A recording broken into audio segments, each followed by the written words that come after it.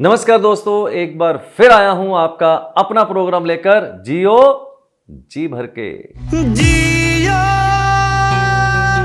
जी भर के, जियो जी भर के। आज जबरदस्त एक वीडियो आपके लिए लेके आया हूं, जबरदस्त पावरफुल थॉट लेके आया हूं आपके लिए। आपने बहुत से वीडियोस अक्सर यूट्यूब पे देखे होंगे लॉ ऑफ अट्रैक्शन के बारे में। हो सकता है आप बिलीव करते हो सकता है आप बिलीव ना करते हो, लेकिन आपके बिलीव करने से या ना करने से लॉ ऑफ अट्रैक्शन को कोई फर्क नहीं पड़ने जा रहा है। आप बिलीव कीजिए चाहे नहीं कीजिए, but I believe in strongly I believe in to the law of attraction. जब तक उस लॉ ऑफ अट्रैक्शन को आप एक्सपीरियंस नहीं करते हैं, जब तक उसका अनुभव नहीं लेते हैं, तब तक लगता है कि यार ये बिल्कुल बेकार की बात है, लॉ ऑफ अट्रैक्शन कुछ नहीं होता है। तो जब तक आप उसको अनुभव नहीं करेंगे, तब तक आपको पता ही नहीं चलेगा कि लॉ ऑफ अट्रैक्शन क्या होता है। तो आज आपके साथ में अपना बहुत ही एक फ्रेश एक्सपीरियंस शेयर करने जा रहा हूं लॉ ऑफ अट्रैक्शन की। हुआ कुछ ऐसे कि अभी कुछ दिन पहले रिसेंटली मेरा एक ट्रेनिंग प्रोग्राम था हैदराबाद के अंदर। तो मैं अपना ट्रेनिंग प्रोग्राम के अंदर जो भी मेरे कॉन्सेप्ट थे वो अपने स्टूडेंट्स के साथ शेयर कर रहा था। तो वहां पर अचानक एक लेडी थी हैदराबाद से, उन्होंने एक एक्सपीरियंस अपना शेयर किया। इतना जबरदस्त एक्सपीरियंस है कि जब आपके साथ मैं शेयर करूंगा तो आपको समझ आ जाएगा कि लॉ ऑफ अट्रैक्शन किसको कहते हैं। उन्होंने अपना एक्सपीरियंस शेयर किया कुछ इस तरह से। उन्होंने कहा, सर जब मैं छोटी थी, लगभग 8-10 साल के आसपास की थी, तो हमारी ज्वाइंट फैमिली होती थी। हमारे चाचा के लड़के होते थे, वो भी साथ में रहते थे एक ही घर के अंदर। तो मेरे जो चाचा का लड़का था वो बड़ी डींगे मारता था।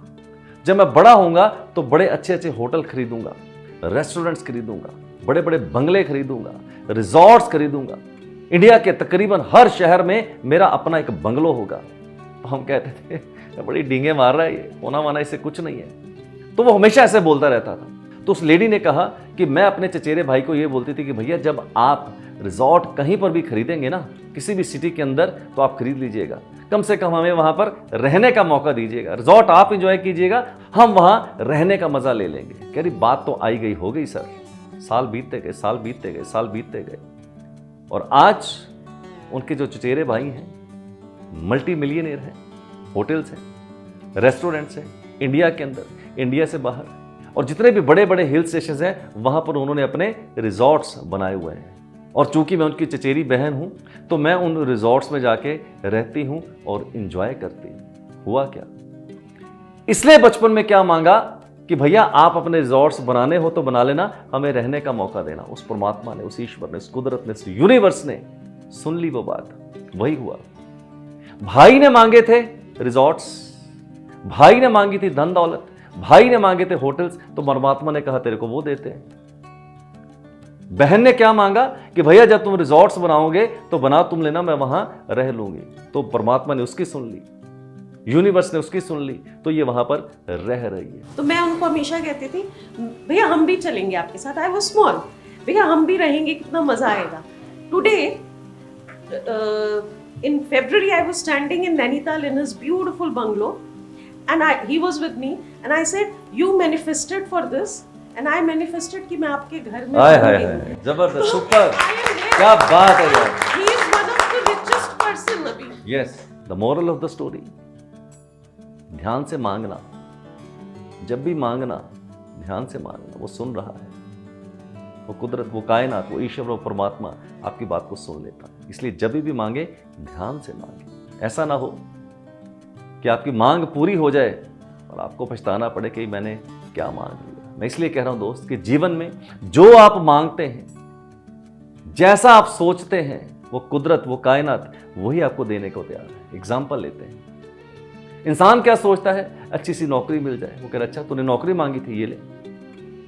बड़ी मेहनत करता है इंसान कंपनी के अंदर, कहता है यार काश इस बार मेरे को 10-20% की कहीं ना कहीं सैलरी में इंक्रीज मिल जाए। तो परमात्मा कहता है बस इतना है तो तू ये ले ले। तो डिपेंड करता है कि आप मांगते क्या है, आप सोचते क्या है।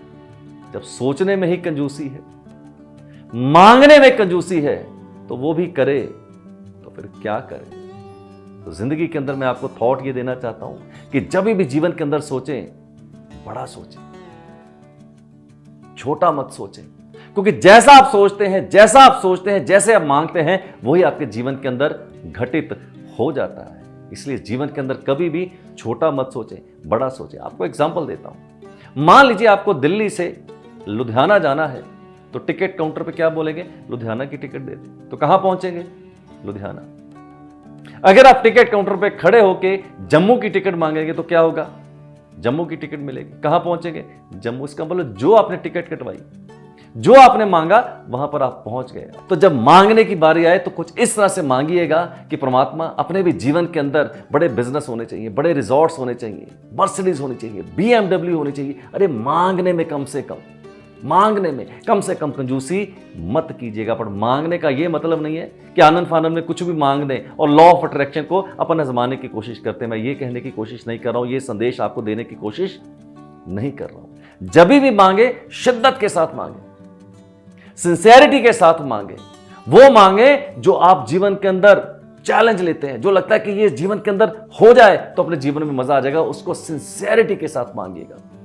एक शाहरुख खान की पिक्चर थी, शायद मुझे पक्के से याद नहीं, क्योंकि पिक्चर में देखता नहीं हूं कभी, ओम शांति ओम, शायद उस पिक्चर का नाम ही ओम शांति ओम था। कहते हैं कि शाहरुख खान ने कहा था उस पिक्चर के अंदर कि जब आप उस ईश्वर से, उस परमात्मा से, उस कुदरत से, उस कायनात से, उस यूनिवर्स से जब बड़ी शिद्दत के साथ कुछ मांगते हैं तो पूरी कायनात झुक के आपकी मदद करने को तैयार हो जाती है। आप माने चाहे ना माने, मैं दिल पे हाथ रख के बोलता हूं दोस्त, मैंने जीवन के अंदर लॉ ऑफ अट्रैक्शन को समझा, पालन किया, और जब भी मांगा उस शिद्दत के साथ मांगा।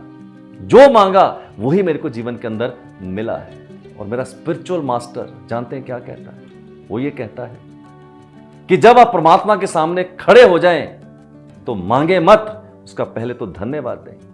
आंख से आंख मिलाएं उस परमात्मा के साथ, ईश्वर के साथ। भिखारी की तरह मांगे मत, खड़े मत हो जाए एक भिखारी की तरह, क्योंकि भिखारी को तो फिर भीख ही मिलती है। उस परमात्मा के सामने, उस ईश्वर के सामने जब खड़े हो तो सम्राट की तरह खड़े हो जाइएगा, क्योंकि सम्राट की तरह, एक एम्परर की तरह, एक किंग की तरह जब परमात्मा के सामने खड़े होंगे आंख से आंख डाल के, तो परमात्मा को लगेगा कि आज मेरे सामने कोई सम्राट खड़ा है। तो सम्राट को मोती मिलते हैं, हीरे मिलते हैं, जवाहरात मिलते हैं, और भिखारी को भीख। तो जब भी मांगे सम्राट की तरह मांगे। सोच भी रखें तो एक सम्राट की तरह सोच रखें। फिर वो देखिए, वो ईश्वर, वो कुदरत, वो कायनात, वो यूनिवर्स सुनने को बिल्कुल तैयार है। और मेरा बहुत बहुत परम विश्वास है, मैं हमेशा अपने ट्रेनिंग प्रोग्राम्स के अंदर ये बात हमेशा कहता हूं, वो सुन रहा है, वो देख रहा है। मांगने में कंजूसी मत कीजिएगा, और मांगने की जो एक कला है, जो शिद्दत है, जो सिंसियरिटी है, उसको जरा परखिएगा, वो देने को हमेशा आपको तैयार है। Thank you very much for listening me to patiently my dear friends. परमात्मा आपको ढेर सारी खुशियां, सुख, आनंद दे, और आप जीवन के अंदर वो हासिल करें जिसके लिए आप बने हैं। आप कीड़े मकोड़े की तरह रगड़ने के लिए पैदा नहीं हुए हैं, आप पंख लगा के उड़ने के लिए पैदा हुए हैं। कहते हैं कि खोल वो पंख मेरे, कहता है परिंदा, अभी और उड़ान बाकी है। जमीन नहीं है मंजिल मेरी, अभी तो पूरा आसमान बाकी है। Thank you very much for listening me to patiently. अगले वीडियो में आपके साथ एक बार फिर जबरदस्त पावरफुल थॉट के साथ फिर हाजिर हो जाऊंगा। Till then do take very good care of yourself and जियो जी भर के। आज अभी यहीं से याद